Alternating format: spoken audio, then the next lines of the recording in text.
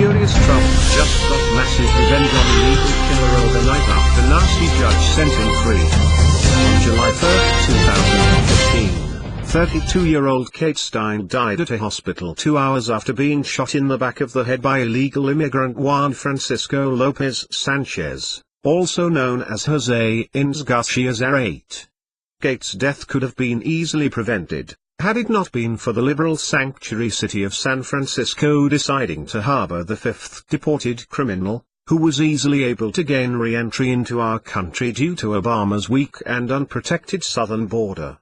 Steinle's death caused a national debate on immigration policy, and for the past 2 years, we had hoped and waited for justice to finally be served, only to realize we live a world where illegals can now shoot Americans in broad daylight and get away with it. The judge presiding over the case handed down the shocking verdict where he let Zarate walk out of the courtroom a free man, proving once again that liberals in our country place more value on the life of an illegal felon murderer over the life of American victims. President Trump was furious over the verdict, and took to Twitter to vent about the travesty of justice and how we need to build the wall. But unfortunately for Zarate, getting sent back to Mexico by ICE agents could soon be the least of his worries. President Trump just stepped in following this travesty of justice, and has decided to make the illegal immigrant pay for his crimes, as a retaliation for the non-guilty verdict that was just handed down. Now breaking reports confirm that Trump is making his move, deploying members of the DOJ to bring federal charges against Jose Ines Garcia Zarate as a pushback to the non-guilty verdict. Attorney General Jeff Sessions did not specify exactly what charges Trump's DOJ will be bringing against Zarate, but put sanctuary cities across America on notice, insinuating that heads are about to roll for any other city that continues to harbor illegals and defy federal law.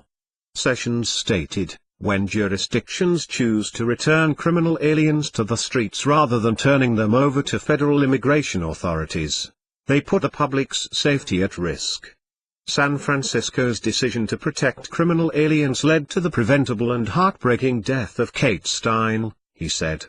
While the state of California sought a murder charge for the man who caused Ms. Steinle's death, a man who would not have been on the streets of San Francisco if the city simply honored an ICE detainer, the people ultimately convicted him of felon in possession of a firearm.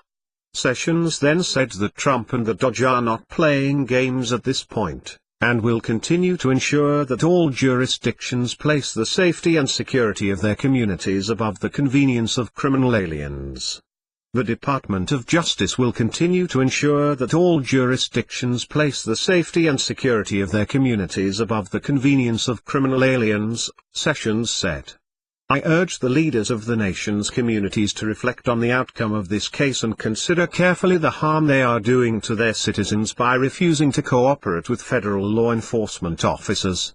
It's great that we finally have a president in office who places justice above everything else, and despite the asinine verdict that this liberal judge handed down, is doing everything in his power to ensure that justice prevails.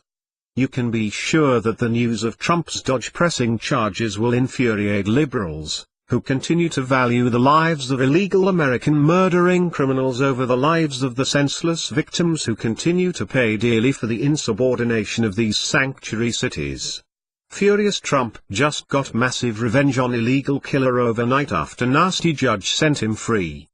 On July 1, 2015, 32-year-old Kate Steinle died at a hospital 2 hours after being shot in the back of the head by illegal immigrant Juan Francisco Lopez-Sanchez, also known as